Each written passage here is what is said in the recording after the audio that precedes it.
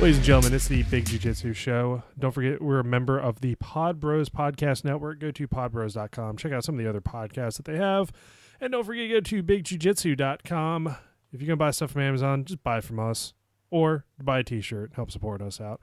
I'm Rob the Lord Humongous. And as usual, I have Mr. Jonathan Hale, the man who writes our articles, who gives you guys funny pictures, who posts up videos, and who makes statuses that either entertain people or pisses them off. So how are you doing, Jonathan? I like that. Either entertain or pisses them off. we don't get many like warm responses. It's either one side or the other. It's not really. And there's no in between. It's either they hate my guts or they're like, oh hey, he's awesome. Yeah, that's what I'd rather be. I'd rather be like, Rob, that guy sucks, or Rob, we really like that guy. Not it's Rob, whatever.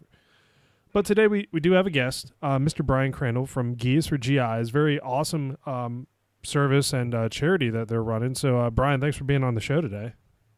Not a problem, man. I appreciate you allowing me to get on here and further my charity and let everybody know what's happening with it.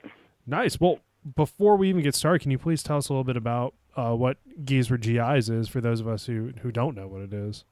Well, first of all, I do need to let everybody know, I do know that the G little I apostrophe S number 4 G capital I apostrophe S is not grammatically correct. Who cares? I think it's awesome. People keep telling me. I know. The thing is, though, is with the if you look up GIS on Facebook or on Google or whatever, it always takes you to the government land where they put the posting of plots and all that kind of stuff. Geospatial information once I put the systems, apostrophe in, I'm sorry, what's that? Geospatial information systems. Yeah, that's it. I'm a nerd. Sorry, Brian, go ahead. Once I put the apostrophes in, everybody's like, oh, okay, I got it now. So please stop telling me it's grammatically incorrect. I know that, but for people that look at something as a whole and GIS for GIS, what are we doing here? And then I got camouflage or I got an airplane on my patch and things like that. And so people have no idea what it is. I put the apostrophe in there and all of a sudden everybody understands. Oh, okay, Geese for GIs. What's that? At least they know how to say it. So anyway, I was over in Charlotte one day in November. This is only 4 months old, which this is very surreal for me to even be on your show right now talking about this in such a short amount of time. But I was in Charlotte in November. I trained with a buddy of mine, Jeremy Orrell, out of Great Grappling Brazilian Jiu-Jitsu in Fort Mill, South Carolina, a couple miles out of Charlotte. I was driving back from work, and I had heard something while I was over there about Mission 22, and I wasn't real sure what they did, so I looked them up, and I'm like, man, that is fantastic what Mission 22 is doing. There's got to be something I can do. And I don't have a lot of money to be putting out for donating or purchasing $30 hats, which, hey, I understand why they're $30. They're American-made. You're not going to get better quality than what they are. I just don't have the money to purchase it. So I'm thinking to myself, I got a pretty big network. I travel a lot for work. I got a pretty big network of jiu-jitsu academies I go to. I know probably a couple hundred, if not close to 1,000 guys that do jiu-jitsu that I've personally trained with or been in the academy with over my time of doing jiu-jitsu. There's got to be a way that these guys have jiu-jitsu gis that are just sitting in their closet, taking up space and dust, and they don't really want to get rid of them because they don't want to trash them, but they don't know what to do with them. So I got to thinking, hey, maybe I can start collecting gis and sending them out to soldiers, airmen, Marines, sailors, and yes, I am including Coast Guard. So I started calling some people and started getting some really good feedback on it. And the first, I'd say dozen and a half gis I got from a guy, Billy Dowie, out of Forge Fitness in Raleigh, North Carolina. Oh, my God. I know Billy.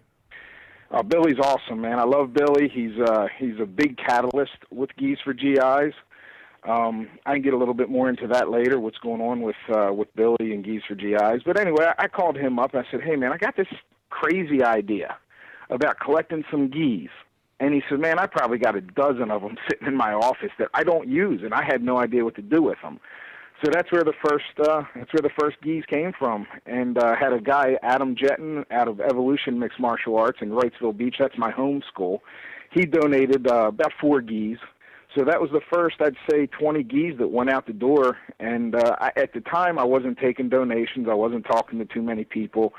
So those first 20 gis I put on my own dime, which is well worth it because the feedback I got from the people that got it was nothing but positive, and how much it felt good to let people know that we're here for them, and what I'm doing is such a great thing, and it's something that they feel can change their life. And that's what I'm trying to do, man. I'm trying to make a difference here. And with all the hundreds of supporters I have, we're well on our way to making that difference. And if we can take that number 22 and get it as close to 0 as possible, 1 gi at a time, that's what I'm here for, man. I'm here to get that 22 as low as possible with the help of Mission 22, We Defy, the other charities and the other causes that are aiming for the same exact goal. And that's to help our veterans, help our active duty military. I've included first responders, firefighters, policemen, EMS, correctional officers and such, just people that deal with the scum of the earth on a daily basis that need a way out to just forget about what they saw or what they did or what's going on for the day, and just a couple hours on the mat, man, makes all the difference in the world. No, absolutely. I mean, excuse me, I got a little cough going on, but I've had guys I've trained with. I'm active duty military myself, so we have. Thanks for your service. Oh no, thank you for the support. And I've run into guys. Unfortunately, I've had friends who've attempted to, try to end their problems the incorrect way, and thankfully it didn't happen for them. They got the help they needed. But there's also been people I've trained with that were also active duty, and they're like, it's good to do this because I don't need my meds. Like, this helps me clear my mind. I'm like, too tired to really, I guess, have that in the back of my mind. Like, jiu-jitsu takes up that time, and it's something that, I'll preach till the day I die, is that it's good for mental health. And like what you guys are doing with helping active duty veterans, like everybody reach that and get out there and take up jiu-jitsu. It's done a lot of good for those guys. And like you said, it's only been 4 months that you've been doing this, and already it's made such a huge impact on the community.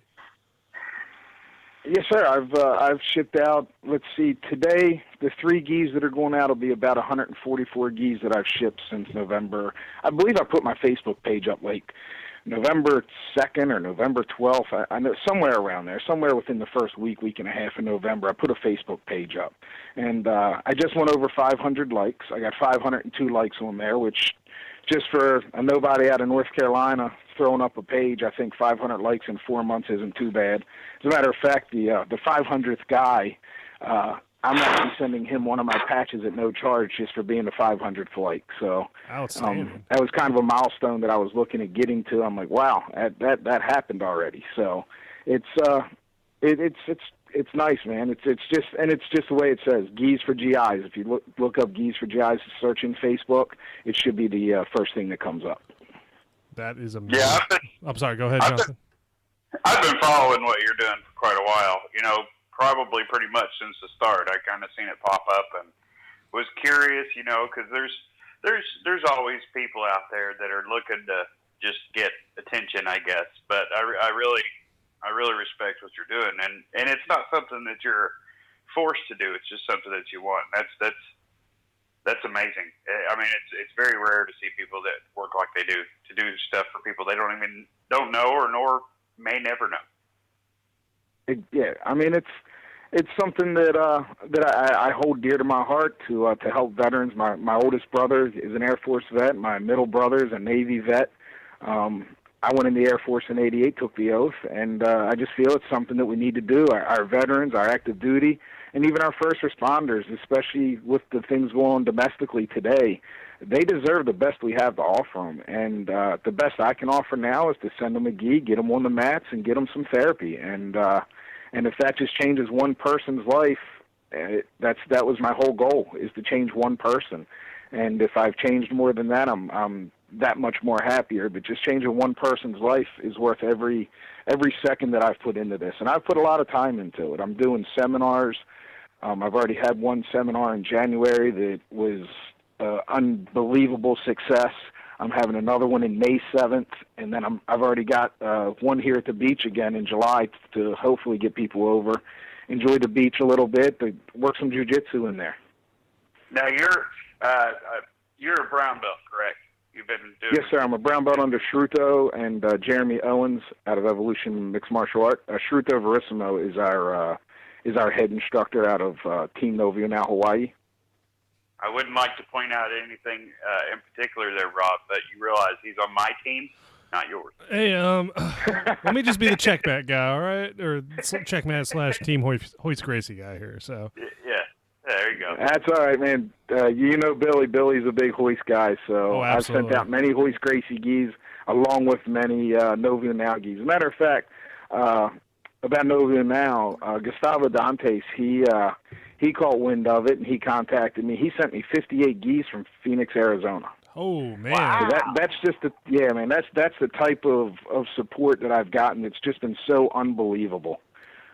That is pretty damn cool. Like, it's kind of crazy how small the community is, but for something that feels vast, like when stuff like this comes up, it's pretty awesome to see how everybody just comes together and supports something like this. Like, it's amazing. Like, I've seen like I said, the guys need this, and you're doing this to help them. So it's awesome. Like, I know Kurt Osiander and Michelle Osiander are like huge supporters of you as well.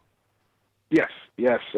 I'm in a project right now. I actually bought 20 patches from Kurt, and they hooked me up pretty good. And it's a project that I'm not really going to get too deep into because you know how you get ahead of yourself. I don't want to put the cart ahead of the horse.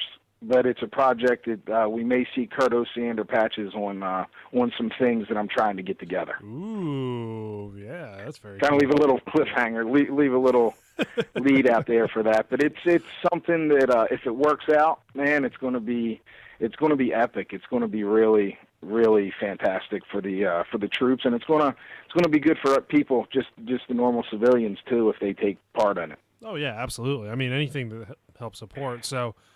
I know we talked a lot about Gis for GIs already, but I want to know, like, how did you get started with martial arts? Was it in North Carolina? Because no, sir. I was born and raised in Baltimore, Maryland. Okay. I lived there for 36 years of my life, and I played some pretty competitive softball for about 16 years, from the early 90s until I actually started.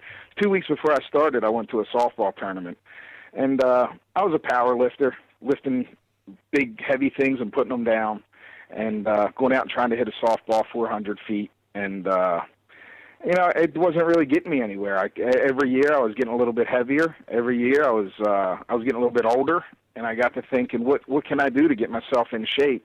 And a buddy of mine, John Rollo, he's a black belt under Renzo Gracie. I don't know if you know John from Baltimore or not, but he owns Team Ground Control. Yep, I was stationed in Northern Virginia for a little bit doing jiu-jitsu out there. Okay. Yeah. Well, John got he went on a very, very successful journey to get mixed martial arts legalized in Maryland, and he was pretty much the sole guy, with the help of people from New Jersey and New York and several attorneys, from what I understand, to where he finally got mixed martial arts legalized in Maryland, and he puts on Shogun fights. Really good cards, really good program. I mean, everybody loves it from what I hear. Being down here in North Carolina, I'm not really too involved in it anymore, but I know John put his heart and soul into it, so I'm really happy that paid off for him. But John was a friend of mine from softball. I knew John from playing softball before he quit softball in the mid-'90s and took up mixed martial arts, and he actually fought in the WEC heavyweight division. Yep. And he made the first season of The Ultimate Fighter, but about 2 to 3 weeks out, from what I understand, he blew his ACL. So at that point, he had a choice. He could continue trying to become a martial artist, or to go ahead and put everything into his schools. And I believe he's got 5 schools in Maryland, 4 or 5 schools in Maryland, plus Shogun fights. So very successful business guy. Anyway, I knew him, so I called John up and I said, hey, man, I'm looking at possibly doing some Muay Thai. I see you got an academy or a school, and I said, what do you think? He says, well, how old are you? I said, well, I'm 36. I'll be 37 in August. This was April of 2007. And I'm sorry, I was 37 going on 38. Holy mackerel. Got to get my math together. Anyway, he says, well, man, he goes, you know, that's no kidding there, man. Who am I talking to again? Jonathan. we'll put man, tags in there like, hey, this is Jonathan. Your turn.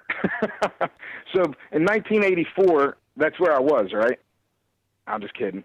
Now, anyway, I called John up, and he's like, man, he goes, you know, Muay Thai for a 38-year-old, 37, 38-year-old, he goes, you might want to start with some jiu-jitsu. So I'm like, okay, what's jiu-jitsu? And I did remember the first couple UFCs watching Hoist Gracie, but I never really understood what it was. So 2007, I go into his academy, take my first class on a Tuesday night, and I'm 264 pounds.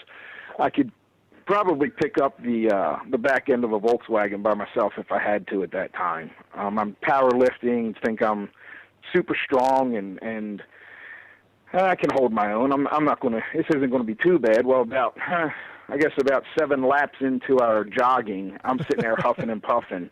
I'm ready to walk off the mat already. But I stuck it out. At the end of class, hour-long class, I'm sitting in a chair for about 30 minutes hyperventilating because I couldn't breathe. And I walked out, got my vehicle, started driving home. I thought I was going to die, man. I started driving home, and I had to pull over to the side of the road because I was still hyperventilating. God dang. So I'm like, man, I'm a glutton for punishment. I'm going back Thursday, and there's no way that it can be that bad again on Thursday. Well, it was. It was terrible.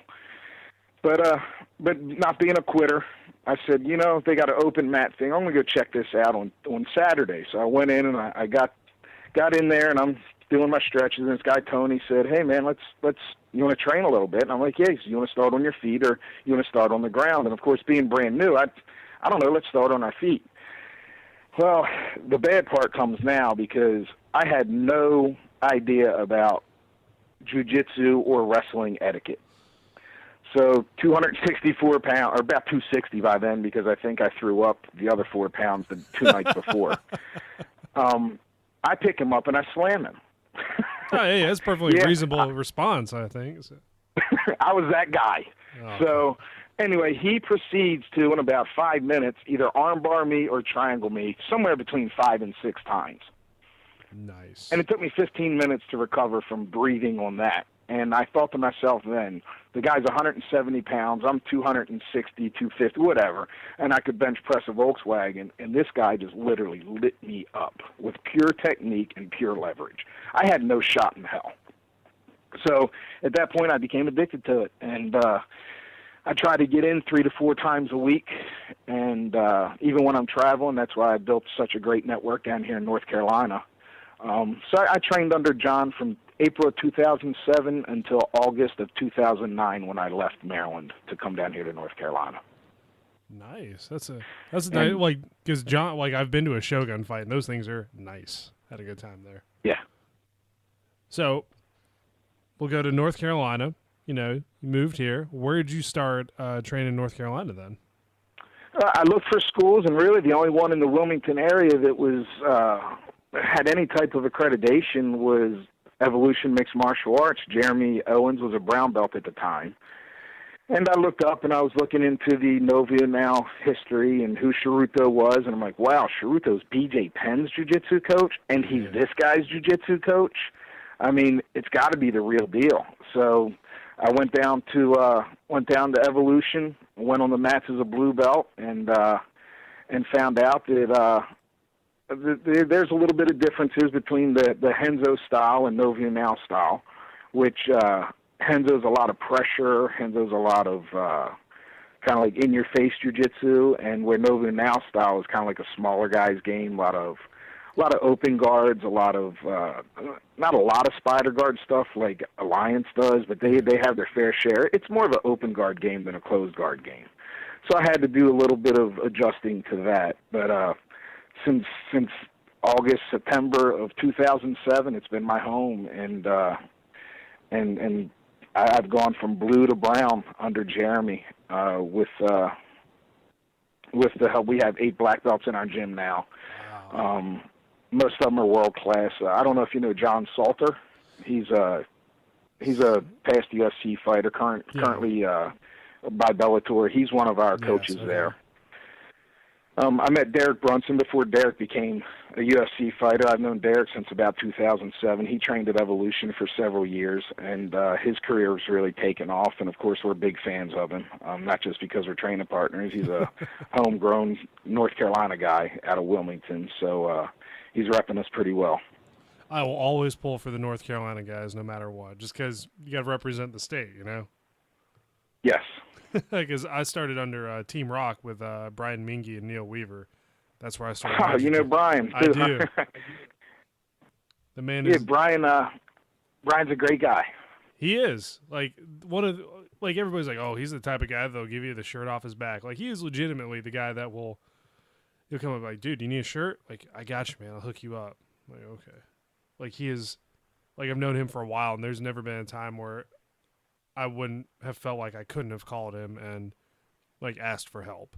So, yeah, some really legit guys come out of North Carolina, which is, like, one reason I'm very proud of being from North Carolina with jiu-jitsu.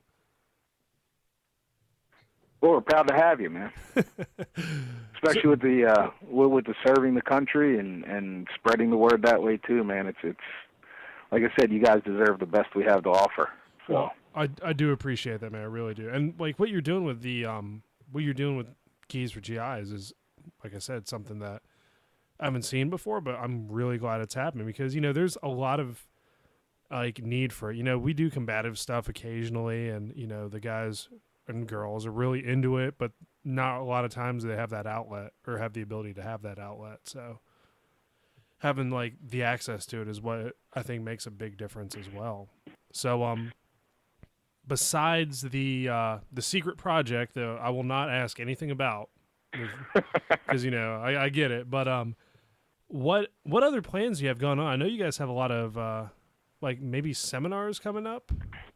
Possibly? Yeah, May 7th. As a matter of fact, at Billy Dowie's school, we're doing a super seminar. We're having 6 black belts come in. The first one we did 6 black belts. Every black belt that taught was either a veteran, a first responder, or as you know, Billy and Brian, they work with very, very closely with the guys on Fort Bragg over at the SOTF, Special Operations Training Facility.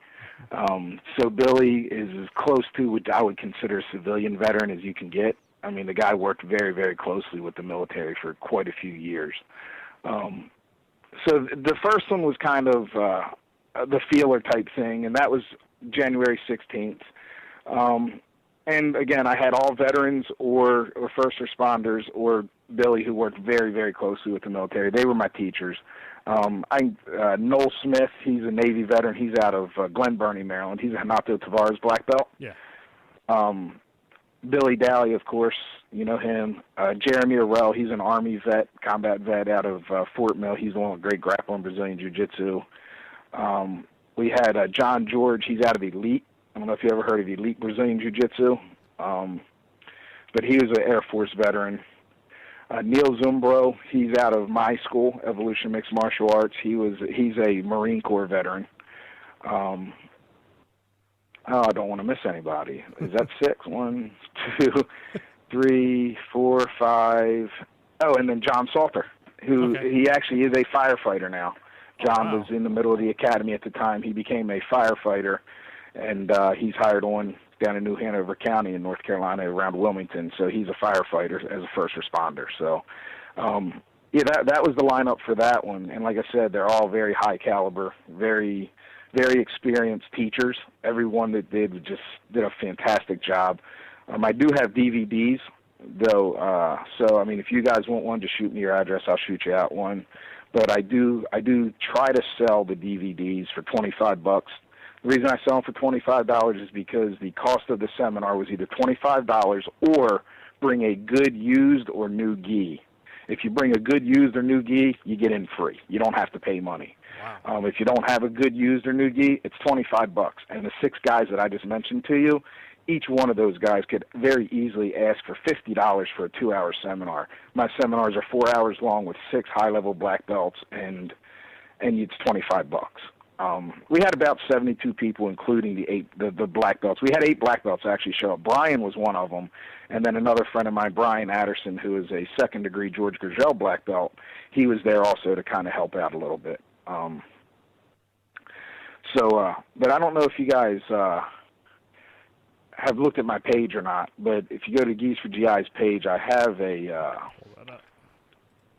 yeah, I'm getting on there now so I don't miss any of the black belts, because the black belts for May 7th, I picked 2 of them, and then I let Billy pick the other 4. So I know it's Jason Calbreth. Yep, I know Jason as well. Rob, you probably know Jason. Seth Champ. Yes. Do you know Seth? I know of him. I do not know him personally. Cody Matthias. Not off the top of my head. Guy Pendergrass. Yes, I do know Guy Pendergrass. Okay, those are the 4 that Billy asked to come in, and then I got Brian Adderson, who's the second-degree George Gurgel, and then Noel Smith is actually traveling all the way back down from Baltimore again to teach in the May 7th seminar.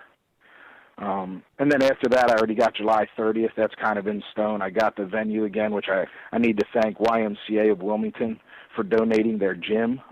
They donated, I can get in there Friday night, and then I got all day Saturday, the gym, and they donated it, which is fantastic. I was able to put about 4,800 square foot of mats down on the first one, and we're going to do the same thing for the second one. That is pretty amazing. But actually, I've gotten confirmation Hanato Tavares is going to come up in July and teach for us. Wow, that's gonna be a hell of a seminar too, man.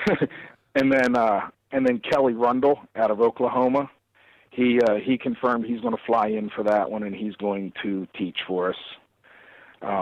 I don't know if you know C.J. Murdoch. He's a very well-known local guy around here. Yeah.